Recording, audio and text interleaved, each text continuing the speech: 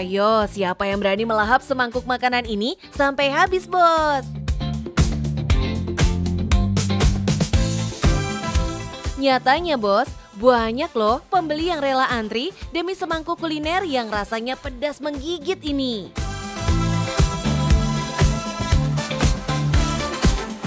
Cuma dari satu jenis jualan aja, omset yang didapat Pak Hermawan bisa sampai ratusan juta. Ini baru cuan, bos. Halo bos, saya punya usaha kuliner, tapi usaha saya mempunyai rasa Indonesia banget. Penasaran? Tetap di Cuan, bos.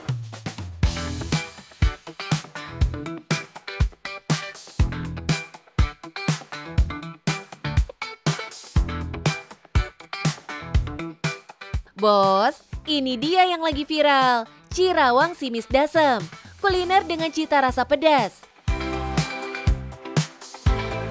Isinya sesuai namanya, ada aci, tulang rangu bawang, dan ditambah tahu kulit. Menunya sih cuma satu aja, tapi Pak Hermawan ini berhasil bikin netizen pada penasaran. Alhasil, cabang yang lokasinya di Pasir Kuda Bogor ini jadi sasaran FOMO para netizen. Ada 5 paket yang ditawarkan Pak Hermawan, mulai dari paket jelata yang isinya Cirawang tanpa bakso dengan harga 10.000. Ada juga paket Cirawang dengan tambahan bakso berbagai ukuran yang harganya 20.000 sampai 40.000. Best sellernya di sini Big Babon, karena kan ukuran baksonya gede, terus toppingnya juga banyak gitu. Pilihan level pedasnya juga bisa disesuaikan dengan kemampuan lidah dan perut masing-masing ya, bos. Mulai dari yang paling ringan, pedas mesra, ada juga pedas cenghar, dan yang paling uji nyali, pedas beledak. Widih, pedas banget kayaknya nih, bos. Oke bos, ini Cirawang. Ini ada topping Cirawang, tulang rangu, sama tahu. Nah, untuk isian baksonya ini ada paket Big Babon. Big Babon lebih ukurannya gede dari yang lain. Kita nggak pakai kuah seperti bakso pada umumnya, tapi kita ada bumbu-bumbu racikan rahasia.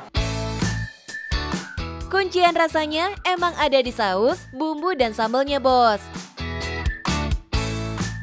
Saus bumbu kacang dan sambelnya hasil racikan sendiri loh. Judulnya kuliner pedas, so cabai yang dipakai nggak tanggung-tanggung nih. Yang pasti paten pedasnya, bos. Setiap hari, Pak Hermawan menyediakan stok cabai kering 2 bal alias 10 kg untuk masing-masing cabang. Sementara produksi baksonya udah mencapai ribuan butir. Pantesan, walaupun makanan ini dibuat sesuai dengan riset dari selera pelanggan, tapi customer dari kaum hawalah yang paling mendominasi. Target marketnya sih hampir ke semua, karena kan bisa nggak pedas juga, bisa bumbunya dipisah atau pedasnya dipisah. Jadi anak-anak juga bisa sebenarnya. Totalnya, Pak Hermawan sudah punya 7 cabang yang tersebar di Cianjur, Sukabumi, Cipanas, Cibinong, dan Bogor. Dan semuanya full rame, bos. Uniknya, Pak Hermawan selalu menentukan lokasi untuk outlet baru, salah satunya berdasarkan permintaan atau saran dari pelanggannya. Selain itu, Pak Hermawan juga mengikuti perkembangan marketing zaman now nih, bos. Doi menggait para konten kreator untuk icip-icip dan mereview Cirawangnya, yang akhirnya jadi rekomendasi buat para netizen plus 62. Keren, Pak. Biasanya konten kreator datang sendiri visit ke sini gitu buat review makanan.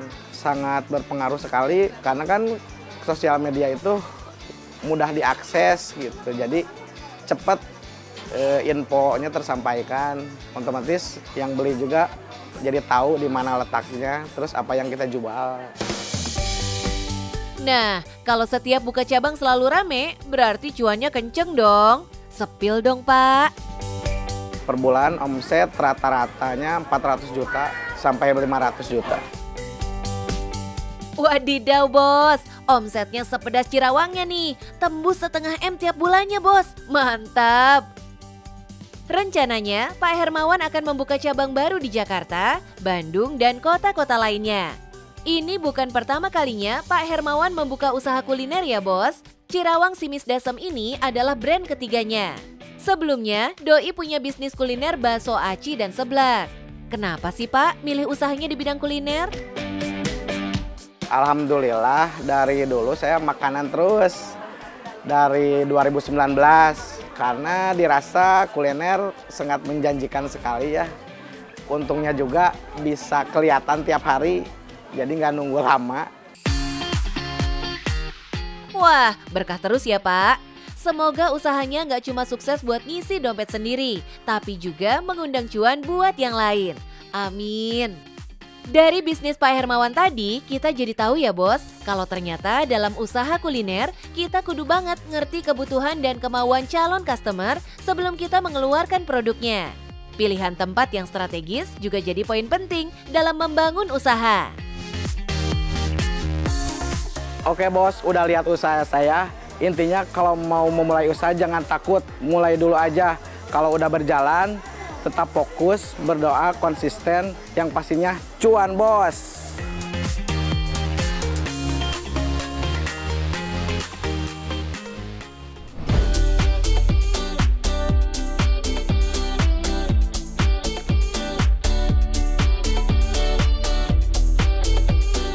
Bos, meskipun masih bulan Oktober, tapi agenda liburan kudu tetap masuk checklist ya.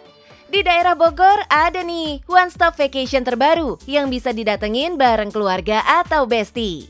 Ada penginapannya, restoran, dan permainan yang dijadikan satu lokasi. Asyik kan bos? Pantes aja artis Mona Ratuliu dan suaminya mampir ke sini. Vibes-nya yang ala-ala sawah bikin mata seger memandang. Penasaran? Kepoin yuk bos? Yuk kita gas! Halo bos, selamat datang di One Stop Vacation Family terbaru. Pasti penasaran kan? Tetap di Cuan Bos.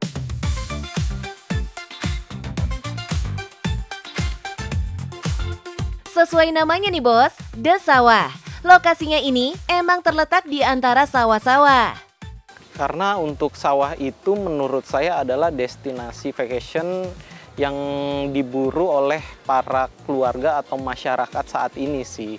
Sudah penat di ibu kota, jadi larinya itu dengan melihat yang warna hijau-hijau pasti akan memanjakan mata untuk kayak bisa rehat sejenak. Pemandangan alam yang hijau emang bikin mata seger ya bos. Pemandangan ini tersuguh di area restorannya. Di sini tersedia beberapa saung yang bisa digunakan untuk menikmati masakan tradisional khas Sunda. Mulai dari ayam panggang, ikan, sayur asem, bakwan, sampai nasi liwetnya. Rasanya semua enak bos, dan cocok banget dimakan bareng keluarga atau bestie. Oh iya, rata-rata menu di sini dibanderol 40 ribuan. Jangan lupa bos, kalau kesini kudu nyobain juga menu baksonya yang jadi cikal bakal berdirinya lokasi wisata ini. Kuah baksonya yang full kaldu dengan daging bakso yang full daging dijamin bikin nagih bos. Kita itu restoran yang memang sudah cukup lama, berawal dari Bakso Teresia merambah ke The Sawah Resto, lalu kita merambah ke dunia resort. Dari restoran bakso, ekspansi bisnis ke tempat wisata. Gokil nggak tuh bos? Menurut Mas Rian, ekspansi ini terjadi karena adanya kebutuhan pengunjung untuk beristirahat maupun bermain. Makanya jadi punya konsep one stop vacation seperti ini bos. Di sini nggak hanya ada restoran tradisional aja bos. Sang owner juga membuat kafe kekinian dengan konsep Santorini. Menu yang dihadirkan kekinian banget, seperti kopi latte dengan topping popcorn, mojito, ataupun kopi. Untuk pilihan menu makanannya, don't worry bos, ada menu western yang bisa dipilih, seperti burger dan pizza. Udah kenyang nyobain semua menu makanannya? Di sini ada juga aktivitas yang bisa dicoba bos, seperti seseruan naik bagikar keliling The Sawah, sambil selfie di beberapa spot kece di sini. Kalau mau yang lebih menantang adrenalin, cobain deh main ATV, menyusuri tanah berpasir layaknya pantai. Dijamin seru banget bos. Mau main basah-basahan? Bisa juga di sini, Bos. Ada wahana air yang bisa dinikmati bareng keluarga nih. Halo Bos, ini adalah salah satu wahana family yang ramah untuk keluarga, namanya Aquapark, yang dimana ada busa foam atau mandi busa yang bisa dinikmati bersama dengan keluarga dan anak-anak Anda. Makin seru lagi, ternyata di wahana airnya bisa mandi busa, Bos. Atraksi ini selalu ditunggu pengunjung yang datang ke sini. Harga untuk masuk wahana airnya juga murce, Bos. Cukup ngeluarin uang Rp35.000 untuk weekdays dan Rp50.000 untuk weekend. Saat weekend, pengunjung yang datang bisa 300 sampai 400 orang, Bos. Lelah beraktivitas di sini? Don't worry, Bos. Cobain aja penginapannya. Ada 3 tipe penginapan yang disediakan di sini. Seperti rumah joglo yang vibes-nya ala-ala rumah tradisional. Kemudian ada rumah lumbung. Dan yang paling laris manis nih, Bos, ada rumah apung yang punya view Sungai Situ Gede. Penginapannya cukup untuk 4 orang nih. Untuk harga penginapannya start dari Rp650.000, Bos. Murcil sekali kan? Tempat wisata ramah keluarga ini nggak cuma ngelayanin tamu yang mau healing aja ya, Bos. Mereka juga bisa ngelayanin gathering perusahaan atau kunjungan sekolah yang mau field trip.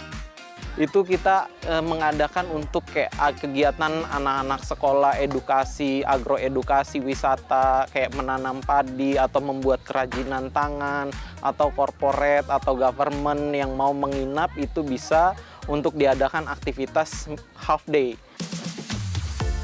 Jadi kepo ya, Bos, berapa sih omset usaha ini? Kita hitung dari tiket waterparknya, Bos. Kalau di weekend ada 400 orang yang datang dengan tiket Rp50.000. Maka dalam sebulan bisa masuk Rp80 juta, Bos. Eits, ini baru dari tiket masuk waterpark ya, Bos. Belum dari resort dan restonya.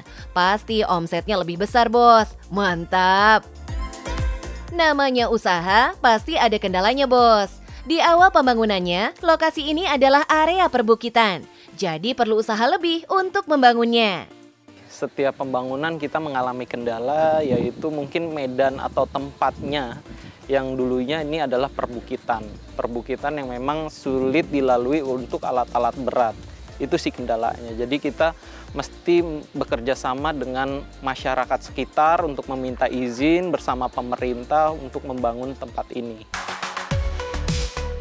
Tempat wisata ini juga bermanfaat membuka lapangan pekerjaan untuk daerah sekitarnya, Bos. Hampir 90% karyawan di sini direkrut dari warga sekitar. Jadi bisa membantu membangun perekonomian warga sekitar tempat wisata. Mantap! Bos, kalau kita mau bangun wisata, tunjukin uniqueness-nya. Yang penting cuan, Bos!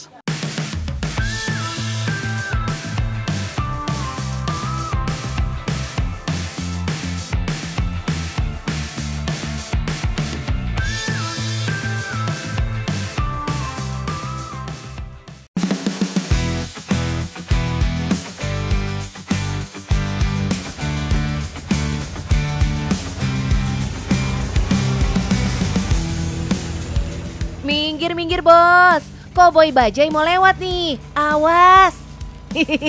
Tenang, Bos. Bajai yang satu ini nggak ugal-ugalan kok. Doi cuma mau lewat. OTW dari Tangerang menuju Jalan Prapancaraya, Jakarta Selatan. Tempat mangkalnya, Bos.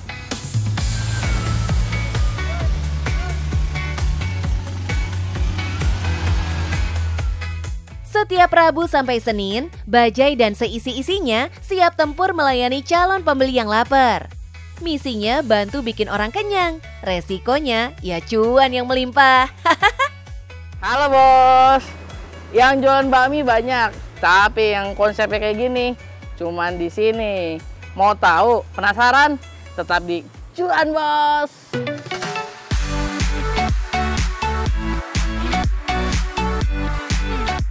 Bos, di Jakarta, kalian udah jajan bakmi kemana aja, hayo?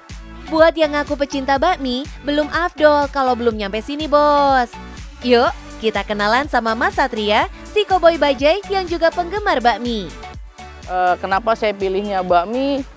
bakmi sendiri itu udah jadi perilaku konsumen makan pilihan kedua setelah nasi. Karena basicnya saya juga di ahli gizi, jadi saya belajar itu sih. Bener banget tuh bos, sebelum memulai usaha, kita perlu riset target pasar dulu, termasuk mengamati perilaku customer. Poin plusnya, Doi seorang ahli gizi yang udah pasti punya analisa valid. Doi pun menciptakan menu sendiri dari hasil riset tentang bakmi. Mie ayam udah ada, mie kocok Bandung udah ada, bakmi Bangka udah ada juga. Nah, kalau yang ini bakmi Hong Kong. Emang bedanya apa ya, Mas? Saya punya menu yang saya create sendiri, namanya bakmi Hong Kong. Dari analisis saya tuh, bakmi Hong Kong itu toppingnya banyak kan. Topping banyak inilah konsepnya saya bikin jadi bakmi yang toppingnya banyak gitu loh. Dan nggak pakai kuah. Toppingnya emang macam-macam bos. Ada ayam cincang, topping jamur, pangsit, juga bakso. Dan ini dia, topping yang nggak ada di bakmi lain pada umumnya, chicken grill. Yang bikin tampilan bakminya jadi makin mewah bos. Nah bos, ini dia yang bikin bakmi Hong Kong kita beda sama yang lain, yang bikin customer kita balik lagi. Selain aneka macam topping, Mas Satria juga menyediakan pilihan side dish yang bikin acara makan bakmi jadi makin meriah. Ada ayam udang mozzarella, bakso goreng, dan pangsit pedas. Aku tadi nyoba yang bakmi lebar. Oh, kamu? Aku bakmi karet. Bakmi karet. Toppingnya yang bajai, yang topping ayam ayam giling ya, kayak gitu. Rasanya enak, rasanya ada pedas ladanya ya. Kan yamin ya, jadi dia nggak asin, lebih kecenderung manis dan itu pas sama pedasnya. Nah, konsep jualannya juga unik nih.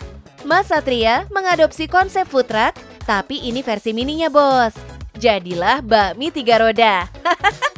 Sementara untuk tempat jualannya, Doi menerapkan sistem cafe hopping, yaitu mendatangi dan tinggal untuk beberapa waktu. Serta berkolaborasi dengan beberapa kafe di Jakarta sebagai tempat mangkalnya. Jadi, jajan dan makannya di bakmi milik Mas Satria. Kalau haus, tinggal pesan di minuman di kafenya. Mantap! Nah, karena jualannya menggunakan bajainya food truck, Mas Satria bisa jualan mobile nih bos. Doi nggak cuma mangkal di kafe-kafe doang, tapi bisa juga menerima panggilan catering untuk acara rumahan. Seporsi bakminya dibanderol mulai dari harga Rp20.000 aja bos. Wah, jadi penasaran nih sama omsetnya.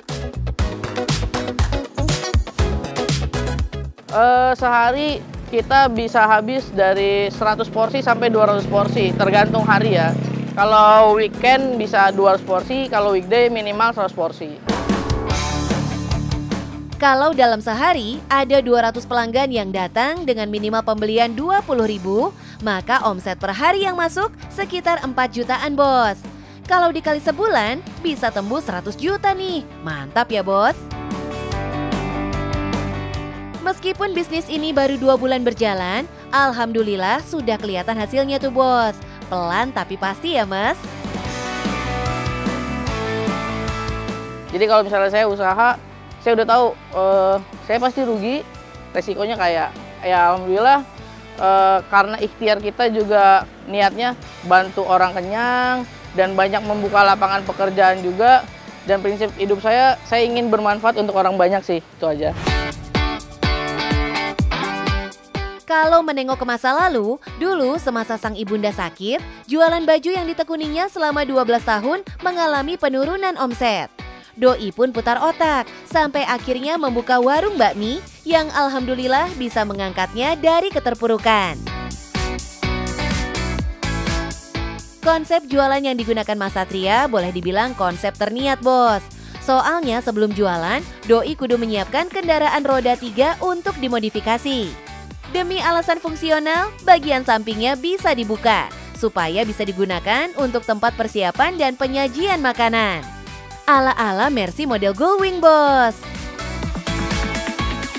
Konsep ini bahkan udah bikin beberapa orang kecantol dan bermitra untuk membuka cabang baru di kota lain, seperti Bandung dan Yogyakarta.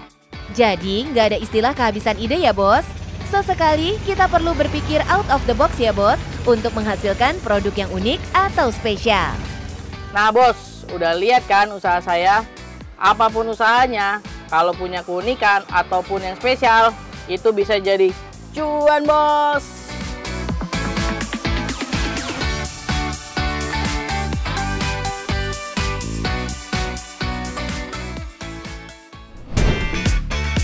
Bos, buat para penggemar olahraga voli, pasti udah nggak asing lagi nih sama atlet voli yang satu ini ya.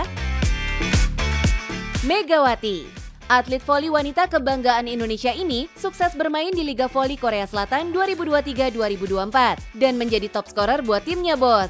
Performa Doi emang cetar banget bos, karena berhasil membawa nama Indonesia ke pentas dunia olahraga voli.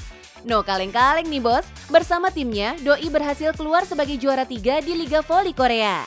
Alhasil, animo penggemar olahraga voli makin meningkat ya bos, mantap! Melihat animo masyarakat yang besar terhadap olahraga, tentunya ada nih pundi-pundi cuan yang bisa dijadikan peluang bisnis. Kalau ngebahas cuan, pasti pengusaha jersey olahraga banyak yang mendulang cuan nih bos. Salah satunya Regar Sport. Nggak hanya produksi jersey buat voli aja, mereka baru-baru ini kerjasama dengan brand olahraga lokal untuk memproduksi jersey supporter timnas. Jangan ditanya ya bos, pundi-pundi money yang didapat dari usaha ini? Omsetnya tembus ratusan miliar per tahun. Wow banget gak tuh? Bikin mata tim cuan menghijau nih bos. Gara-gara ini, Doi dapat julukan Crazy Rich Wonogiri loh. Penasaran sama kisah Crazy Rich Wonogiri ini bos? Let's check it out.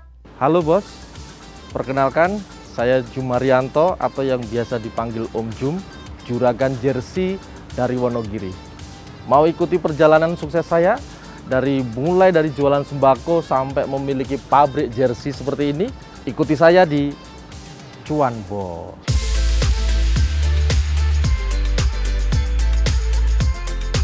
Nggak hanya mengkayakan diri sendiri, Om Jum juga punya perhatian terhadap lingkungan dan karyawannya nih bos. Doi membangun masjid dan mengumrohkan karyawannya ke Tanah Suci. Alhamdulillah ya bos. Perjalanan usaha Om Jum ternyata dari bawah juga ya bos, sampai bisa sukses seperti sekarang. Kalau lihat usahanya, pasti no kaleng-kaleng nih bos omsetnya. Kepo nggak sih sama penghasilan dari Crazy Rich Wonogiri ini bos?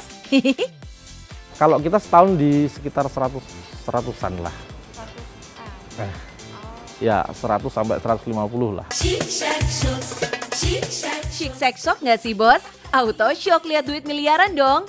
Pantas aja Om Jum sukses bangun rumah mewah bak istana dan juga punya deretan mobil-mobil mewah yang bikin mata auto kinclong.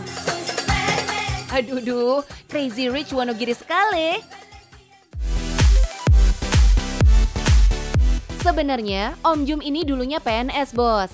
Tapi di DNA-nya Om Jum tertanam jiwa pengusaha. Doi melakoni banyak pekerjaan sampingan saat masih jadi PNS. Mulai dari jualan sembako keliling sampai beternak lele. Saya paham dulu bahwa menjadi ASN itu memang dalam kata tanda kutip itu memang tidak boleh kaya gitu. Tidak langsung tahu-tahu itu muncul Regar Sport, tidak gitu. Jadi dimulai dari dulu juga jualan beras gitu ya. Jadi pakai PDH, tapi kalau sudah pulang kerja ya bawa beras 5 kilo diantar. Ya kayak gitu dulu. Awalnya, Om Jum berbisnis kebutuhan pokok, yakni sembako keliling. Tapi ternyata keuntungannya kecil bos, nggak sebanding sama capeknya. Terpaksa deh Doi tutup. Kalau sembako itu saya pilotkan. Jadi saya pilotkan karena apa? Karena marginnya kecil.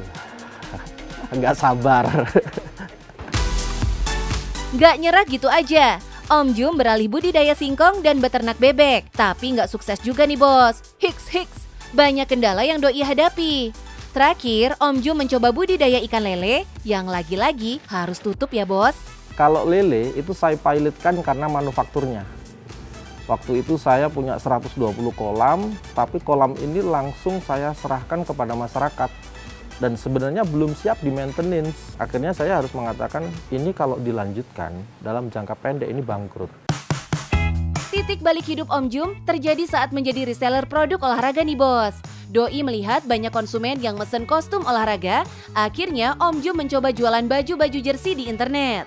Di saat mempilotkan lele ini, yang 120 kolam ini, saya baru sadar kalau itu dibiayai dari reseller gitu. Dari bisnis saya menjadi seorang reseller orang lain. Lalu aneh nih, ya kenapa ini yang nggak diolah kan gitu. Banyak orang ingin memiliki jersey tim kesayangannya.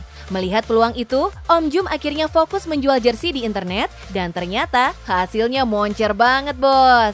Awalnya saya nggak percaya kalau yang namanya internet itu menghasilkan uang.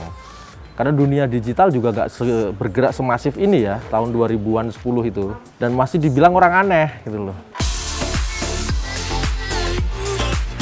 Cakep, cakep. Om Jum akhirnya mantap memutuskan resign dan memproduksi baju-baju jersey untuk keperluan olahraga bos.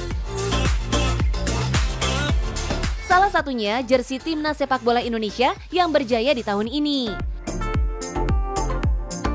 Om Jum bekerja sama dengan Erspo, produsen resmi jersey pemain timnas Indonesia. Tapi Doi khusus memproduksi untuk supporter timnas ya bos. Oke bos, kalau bisa kita share, tahun ini Regar Sport itu berkesempatan menjadi eksklusif partner custom jersey untuk yang supporter dari Erspo dan PSSI. Nah ini produknya ya, ini yang putih dan kemudian ini yang merah. Menyala deh jersey produksi Wonogiri ini. Berkat usahanya, Om Jum bisa membuka lapangan kerja di daerahnya. Alhasil, anak-anak lokal Wonogiri pun jadi punya pekerjaan bos. Gak perlu merantau untuk mencari kerja keluar daerah. Mantap! Ya dari dulu sih saya mengatakan kalau bisakah yang di sekelas Wonogiri ini UMK-nya itu ya hampir seperti kenapa orang Wonogiri ngerantau ke Cikarang, kenapa orang Wonogiri ngerantau ke Cilegon gitu. Ya karena UMK-nya tinggi. Dan kami berharap kami menjadi pionir yang bisa memberikan kapasitas ini kepada masyarakat gitu loh. Biar produksinya terus berjalan, Om Jum menjaring ribuan reseller untuk bergabung yang tersebar di seluruh Indonesia. Salah satu reseller yang memanen cuan nih bos, ada Kak Rizka yang sudah bergabung sejak tahun 2018. Bisa mencapai, kalau di sini kita capaiannya itu dari slot ya Kak ya, jadi setiap transaksi itu kan ada yang pesanan ecer maupun lusinan. Dari situ kita sekitar 2000-an pesanan itu dapat 1 M itu Kak. Wow, sebulan bisa dapat omset 1 M bos, hanya jadi reseller. Ini duit apa daun ya? Agar produknya semakin dikenal luas, Om Jum berkolaborasi dengan beberapa artis nih. Mulai dari Wali Band sampai Dimas Ahmad. Keputusan Om Jum buat resign dari PNS dan menjadi pengusaha nggak salah ya bos. Berani mengambil resiko dan mengambil peluang menjadikan Om Jum bisa sukses seperti sekarang. Meskipun pernah gagal dalam usahanya, Om Jum tidak patah semangat. Selalu mencoba membuat usaha lagi sampai akhirnya bisa sukses seperti sekarang. Menghasilkan remah-remahan kekayaan ini bos. Wah, tim cuan kasih jempol deh bapak. Definisi pantang mundur sebelum cuan nih bos. Prinsip bisnis itu ada 2. Yang pertama adalah untung, yang kedua adalah berkelanjutan. Jadi bisnis yang tidak untung dan tidak berlanjutan itu sama aja bohong. Makanya yang penting cuan bos.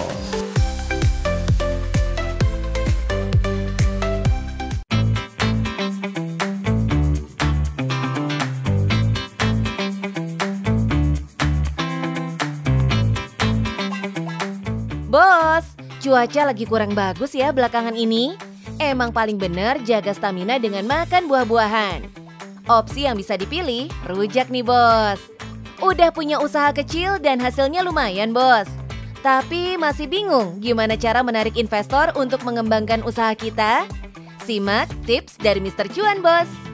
Waduh, banyak banget. Ini nggak pedas ya, Pak? Nggak, sedang-sedang, Pak. Bismillah. Gimana, Pak? Bisnis lancar ya? Alhamdulillah, Pak, lancar, kecil-kecilan sih. Tapi ya pengen berkembang kayak seperti investor-investor gitu. Gimana itu, Pak? Kayak investor datang gitu. Lebih berkembang gitu. Bapak pengen buka cabang gitu ya, Pak? Ya, ya begitulah, condong ke buka cabang lah. Buka cabang ya? Ya. Jadi kalau andai kan mau buka cabang, Bapak mungkin bisa cari mitra, Pak, investor misalnya. Nah, investor yang paling pertama penting adalah dia tahu laporan keuangannya, Pak. Bapak nih lihat nih yang di depan.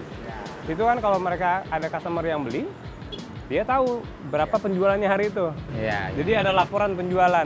Nanti setiap akhir bulan, Bapak bilang nih bikin berapa total penjualan 1 bulan, pengeluarannya berapa, sehingga keuntungannya berapa. Iya, iya. Nah, kalau Bapak sudah punya laporan keuangan, investor jadi menarik. Iya, iya. Ada potensi keuntungan nih, misalnya rata-rata berapa Pak sebulan bisa untungnya, Pak? Cukup lah buat itu sih. Dapat 10 juta sebulan nggak, Pak? 5 juta atau 10 Ya, juta? di atas gitu? 5 juta lah. Anggap 5 juta, Pak. Ya, 5 juta. Modal berapa, Pak, kira-kira? Kalau modal 1,5 lah, Pak. 1,5 juta. Ya. Tapi sama gerobak dan lain-lain 15 juta ada. Ya, cukup 15 juta gitu. ya. Nah, kalau misalnya keuntungan Bapak misalnya 5 juta sebulan, kedua Bapak harus tahu nih modalnya berapa. Ya. Bapak tadi kan tahu 15 juta. Ya. Bapak bisa bilang ke investor siapa yang mau invest, total investasinya 15 juta. Ya. Nah, dari pengalaman yang ada, gerobak ini bisa menghasilkan bersih 5 juta sebulan. Iya. Artinya kan 3 bulan sudah balik modal, Pak. Nah, itu menarik tuh sama investor. Jadi yang pertama, Bapak punya laporan keuangan. Yang kedua, Bapak bisa memberikan jaminan kira-kira balik modalnya berapa bulan. Nah, baru yang ketiga, Bapak sudah punya planning, rencana ke depannya. Misalnya, Bapak membuka peluang usaha kemitraan gerobak itu 15 juta. Tapi Bapak sudah tahu mau bukanya di mana, nanti kira-kira di tempat baru itu bisa menghasilkan omset berapa. Jadi sebenarnya gampang untuk cari investor kalau ada laporan keuangan, terus kemudian bisa memberikan jaminan investasinya aman dan bisa balik modal.